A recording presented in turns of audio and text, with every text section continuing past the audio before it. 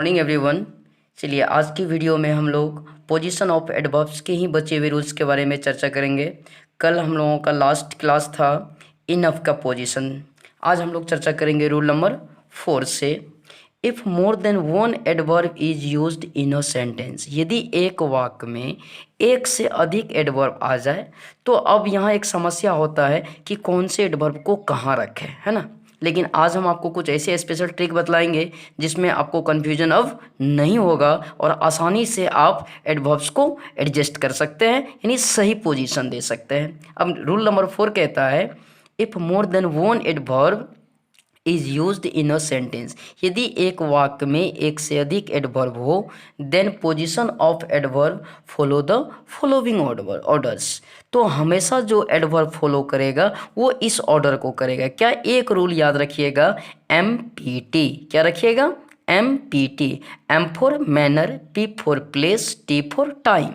जब भी एक से अधिक एडवर्ब आए तो आप हमेशा पहले एडवर्ब ऑफ मैनर को रखिएगा, फिर एडवर्ब ऑफ प्लेस को रखिएगा, फिर एडवर्ब ऑफ टाइम को रखिएगा। अगर मान के चलिए दो ही आया तो आपको ऑर्डर क्या देखना है? MPT। मान चलिए दो ही आया तो MP होगा। अगर एडवर्ब ऑफ मैनर नहीं है तो क्या होगा? PT होगा। ठीक है। अगर मान चलिए P नहीं है तो क्या होगा? MT होगा। That's clear. आपको कंफ्यूज नहीं करना है, क्योंकि रूल क्या कहता है? जब एक से अधिक हो, हमेशा ऑर्डर याद रखिएगा MPT का। ठीक है। अब आइए एग्जांपल लेते हैं। ही always speak loudly eight meeting daily, वो हमेशा जोर से बोलता है मीटिंग में प्रत्येक दिन। तो अब देखिए यहाँ एक एडवर्ब यहाँ आ गया, एक एडवर्ब यहाँ आ गया और एक एडवर्ब यहाँ आ गया। अब देखिए पोजीशन बिल्कुल राइट है। ऑलवेज क्या हो गया आपका? Adverb of manner. Eight meeting ये जगह हो गया। डेली क्या हो गया? Adverb of time. ये सेंटेंस बिल्कुल आपका राइट है। नेक्स्ट चलते हैं हम लोग। ही always speaks loudly eight meeting, ये भी सेंटेंस आपका। आप देखते हैं कि हम लोग एक से अधिक एडवर्ब्स आया तो पोजीशन देखते हैं। स्पीक्स क्या हो गया? एडवर्ब स्पीक्स, सॉरी स्पीक्स तो आपका वर्ब हो गया। ये ऑलवेज क्या हो गया आपका? एडवर्ब ऑफ मैनर हो गया। क्या हो गया? एडवर्ब ऑफ मैनर हो गया। और एट मीटिंग ये क्या हो गया? Adverb of place. तो ये भी सेंटेंस आपका क्या हो गया? राइट है। फिर एक एग्जांपल लेते हैं हम लोग। Next, I was playing in the field yesterday, मैं खेल रहा था मैदान में कल। तो अब देखते हैं, पहले एडवर्ब को देखिए कहाँ कहाँ है। एक एडवर्ब ऑफ प्लेस यहाँ है, एक एडवर्ब ऑफ टाइम यहाँ है। तो अब देखिए M नहीं है तो क्या फॉलो किया? PT का। ये हो गया एडवर्ब ऑफ प्लेस, ये हो गया adverb of time. That's clear. अच्छे से समझ गए कि जब भी एक से अधिक एडवर्ब आएगा तो हमेशा किसको फॉलो कीजिएगा? MPT को। चलिए हम नेक्स्ट चलते हैं हम लोग रूल नंबर 5 में।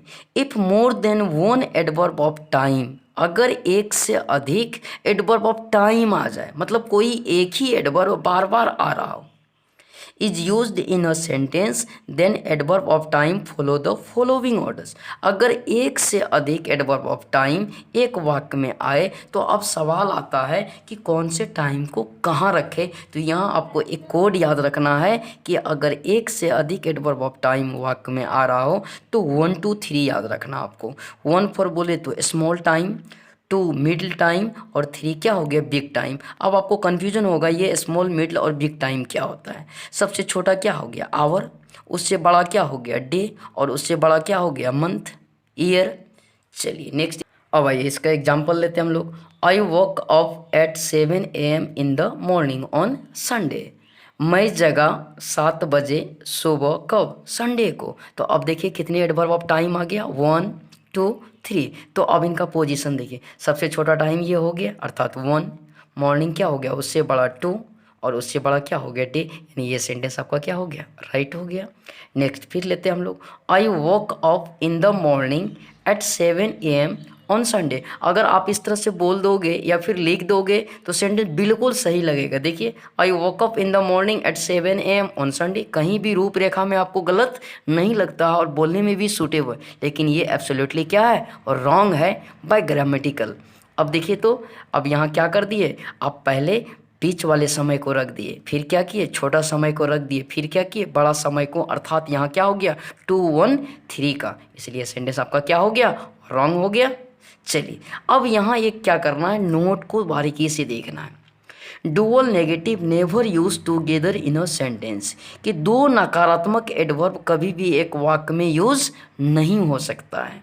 दो नकारात्मक, I did not find her nowhere, मैं कहीं नहीं ढूंढ पाया, मैं कहीं नहीं, चूँकि कहीं नहीं तो ऑलरेडी एक नो वेयर क्या है, नेगेटिव है, और यहाँ आपका ये भी नेगेटिव है, तो कभी भी एक वाक्य में दो नेगेटिव का यूज़ नहीं होगा, इसलिए ये सेंटेंस आपका रॉन्ग है। अब आइए देखते हैं राइट क्या होगा।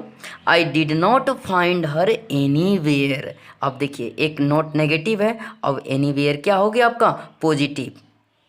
I did not find her anywhere, मतलब मैं कहीं नहीं ढूंढ पाया उन्हें, यानी ये सेंटेंस आपका राइट हो गया। एक चीज़ याद रखना है क्या, कि डुअल नेगेटिव कभी भी एक वाक्य में नहीं यूज हो सकता है एक साथ। चलिए अब आते हैं हम लोग रूल नंबर 6 में। If adverb modify the whole sentence, अगर एडवर्ब पूरे सेंटेंस को मॉडिफाई कर रहा है, आई मीन मॉडिफाई क्या हो गया, विशेषता बतला रहा है, then adverbs will come, adverb will be used beginning the sentence, तो हमेशा एडवर्ब कहाँ होगा, बिगिनिंग द सेंटेंस, हमेशा वाक्य के शुरुआत में। जैसे surely I will meet you at park tomorrow, surely निश्चित रूपेण मैं मिलूँगा आपसे कहाँ, पार्क में टुमारो। अब ध्यान दीजिएगा हम लोग चर्चा करेंगे इस श्योरली का।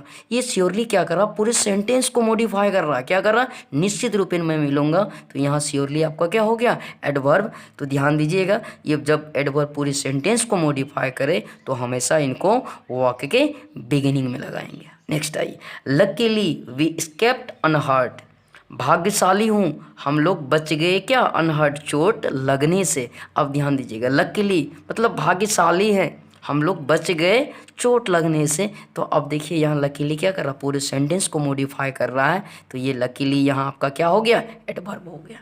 It's clear. नेक्स्ट हम लोग रूल नंबर 7 की चर्चा करेंगे।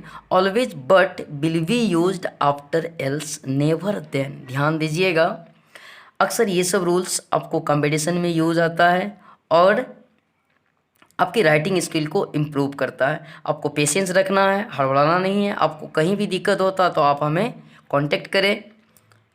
ऑलवेज आइए, always but will be used after else, हमेशा बट का ही यूज़ करते हैं किनके साथ, एल्स के साथ, कभी भी इनके साथ देन का यूज़ ना करें। आइए, go anywhere else than Pakistan, कहता go anywhere else than Pakistan, सभी जगह जाइए पाकिस्तान को छोड़कर। कहने का अर्थ क्या हो गया, ये सेंटेंस आपको बिल्कुल रॉन्ग हो गया, क्योंकि एल्स के साथ हमेशा हम लोग बट का यूज़ करते हैं ना कि देन का। Go anywhere else but Pakistan, ये सेंटेंस आपका राइट है, चूँकि एल्स के साथ में हम लोग क्या यूज़ किए, बट का यूज़ किए। चलिए हम लोग अब रूल नंबर 8 के